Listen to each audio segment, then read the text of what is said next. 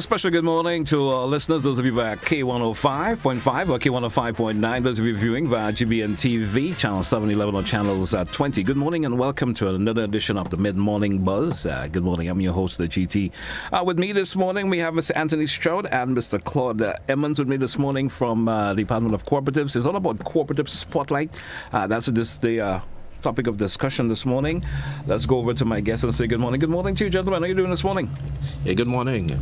Thanks for having us. Yeah. Good morning, GT. Welcome. Yes. Yeah, we talking, inside of this segment we call Cooperative Spotlight, and our conversation this morning is, of course, is it kind of roll into a recurrence of what we had the last time when you were here, Anthony? Yeah, more or less. And well, Mr. Stroud, Claude, you welcome inside this segment because we didn't have you the last time. Okay, thanks. So thanks for having me. All right. Yeah. Let's get into the conversation this morning. My first question, and I guess it's for the benefit for the listeners and viewers out there who probably didn't get all the information we shared in our first program that we did have. What is Cooperative? Which one of you two will actually be entertaining this morning? I mean, maybe before let's get a little bit of formal introduction before we actually move on. My bad on that. Okay. Claude, tell me something about yourself and your role that you play. Okay, so I work in the Department of Cooperative as a cooperative field officer, right? My role involves going out and doing supervision with different cooperatives throughout the Tri-Island state. All right, and then, of course, report back to the department, who would then take that information to make policies and decisions on behalf of the cooperative sector. All right, great. Anthony, I guess you did a formal introduction the last time, so I guess no need to follow through. Not necessarily. My role is similar to that of Mr. Emmons, cooperative field officer. We provide supervision, we provide training and development to the cooperatives, we provide educational, we there for the cooperatives. We use the information collected from them to help develop policies, to help develop strategies that can strengthen them. Okay. Yeah. All right. Now, my first question off the back: what is Cooperative? Which one of you two is gonna answer this for me? All right. So I'll take that one. Really, the classic definition of a cooperative, right, is an independent business entity who is owned and controlled, democratically controlled by its members, who share a common goal. All right. Right, so it's a group of persons coming together to form a business, but they're doing it jointly, and they're doing it democratically. Okay. Yes. So basically, a cooperative cannot be a single individual. No, it cannot be a single individual. It must be is there a minimum amount of people that come together to form a cooperative? Yes. Well, for now, the law specifies a minimum of 10 persons. Okay. 10 persons. So you must be 10 persons and over. And they should all have that common goal. They should share that common goal. Yes. All right. Yes. Interesting. All right. Now, I have another question that I would like. Let's talk about give a brief overview of the genesis of cooperatives here in Grenada. Who wants to entertain? Well, cooperatives in Grenada here is a common, well-known entity, business entity. We have the two structures, two areas of cooperatives in Grenada, the financial and the non-financial. We are here really to speak about the non-financial. Okay. But an overview of cooperatives in Grenada started off with the financial cooperatives, which is a credit union. And we know of the success of the credit unions in Grenada. Also, that's lead to the non-financial cooperatives, which is the productive and service cooperatives. All right. There are several of these entities around the country. There are quite a number of success stories. Read them. Since 1979, in 1979, there was some great emphasis was placed on the model of cooperatives. Okay. Right?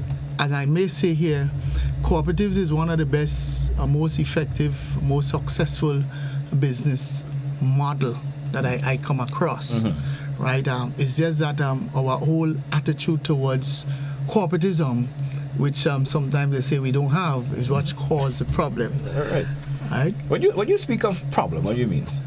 Well, as in any and all business entities, there are some challenges, right? The issue of understanding the direction of each other, following leadership, and so forth, leadership issues. And as the definition for cooperative stated is a group of individuals. They have to come with that common understanding, that common goal to provide that service that they want to do for the community and for themselves. Right? So since in the 1979 to 1983, that is during the revolutionary period, a lot of emphasis was placed on cooperatives in Grenada. That's the non-financial cooperatives, and quite a number of them was formed. They are still some are still existing, some fall through the cracks due to other issues that I may not know of now. But I must tell you now, and for the past year or so, 2 years or so, quite a lot of emphasis is being placed more as well on cooperatives in Grenada now. People are understanding the benefits that derive from forming cooperatives as young people, as skills people, skill sets, people in the same skill sets. It's like coming together of their minds. Right. And this is why we are here this morning, to motivate people, to motivate individuals, groups, that they can come together and own successful business through the model of cooperatives. All right. I guess that led to the genesis of how the cooperatives in Grenada, and you said you started back from the most successful one we know of the financial ones. That's the most successful. We've been hearing about that a whole lot, but sometimes we don't hear more about those that are not in the financial aspect of it a lot. We don't hear much conversation about that at all, but they do exist. Yes, we have quite a number of success stories in the fishing industry. We have the Subis and the Goa fishermen. We have in the service sector the CTEC service station. That's down Morris Bishop Highway. And I must say that they are also launched a big project to expand to the St. Andrews area as a cooperative as well. So you can see the success there. They are the service type that provides janitorial services for buildings and government as well, right? So there are little success stories there, here and there. In these quarters, they are the furniture types. They are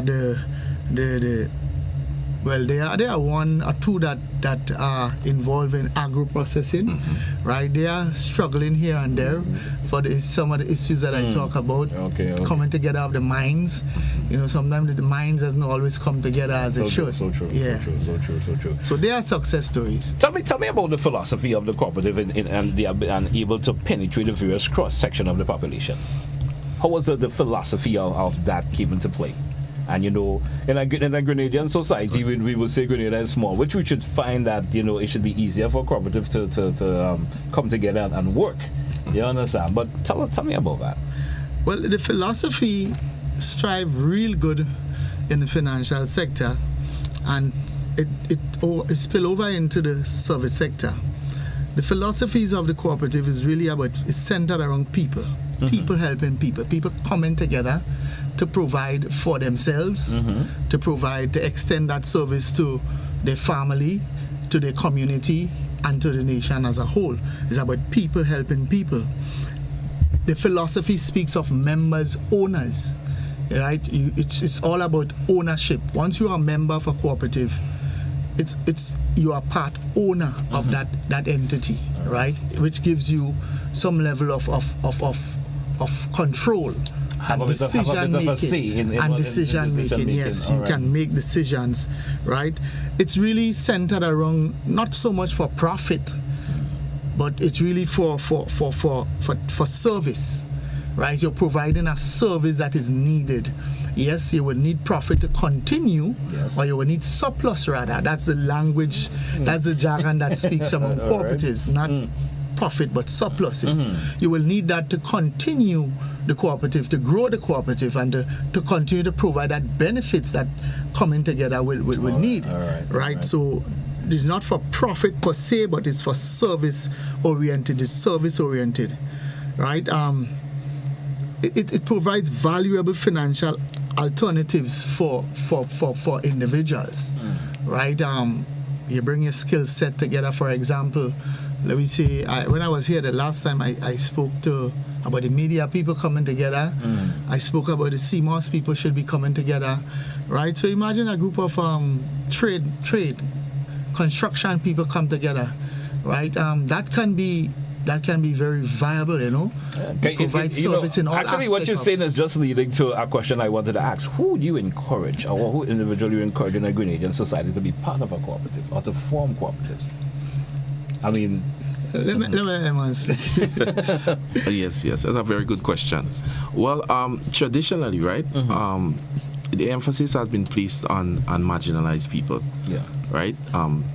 People that really need, you know, to band together to form that economic strength that they would need.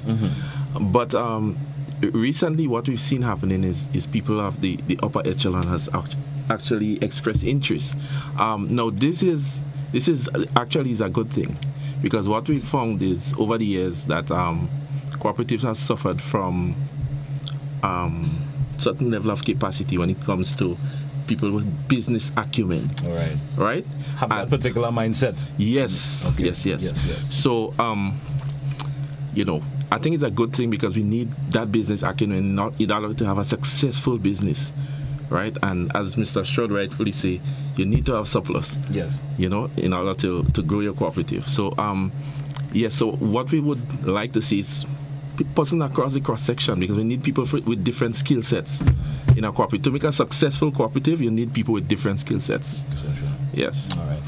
So when you say different skill sets, so we mean, okay, for example, you know, Anthony spoke of the media coming together, a combination of people of different skill sets within the media. Yes. So it could be someone who's of a DJ, who have just a regular DJ. Right. Someone who's may have a journalistic skills. Right. Coming together, someone who's good at production, and all that coming together and forming a cooperative. Yes. And can actually make it work. Of course.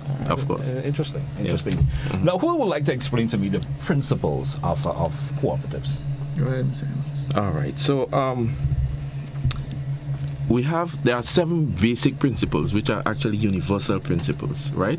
That guide the cooperative sector. All right. Those principles was developed, I think it's in Britain, right? And there are 7 of them. Now the first one is open and voluntary membership. Basically, what that is saying is that you can't discriminate against persons who want to join a cooperative based on their religion and the political background and stuff like that, right? It must be open, but it must also be voluntary. So persons must want to get involved. You don't want to force someone into becoming a member of a cooperative, right? The second one, we have democratic member control, which is very important. Cooperative are run democratically. It's one person, one vote, right? And the membership are the highest decision-making body in a cooperative, right? Then we have members' economic participation, which is very important. You don't want to have members of a cooperative just there to make up numbers. They must participate economically, right? Either by buying shares, right, or by patronizing the business. But you want your members to participate in the business, right? Number 4, we have autonomy and independence. Now, a cooperative is a legal entity, right? Legally registered, and they must have a certain level of autonomy, right? They shouldn't have interference, let's just say, from too much interference from outside bodies, maybe like government or stuff like that. They have a certain level of autonomy in order to run their business, to make certain decisions on their own. All right?